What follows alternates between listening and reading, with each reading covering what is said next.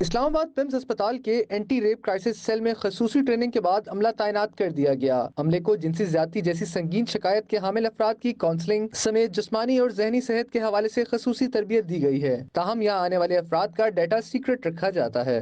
ایک بڑا ٹراما ہے، وہ ایک دن میں ٹھیک نہیں ہوتا، نہ اس کی اسیسمنٹ ایک دن میں کمپلیٹ ہو سکتی ہے۔ اس کے بعد as a follow up psychologist کے ساتھ ان کی اسیسمنٹس چلتی ہیں، ٹھیک ہے۔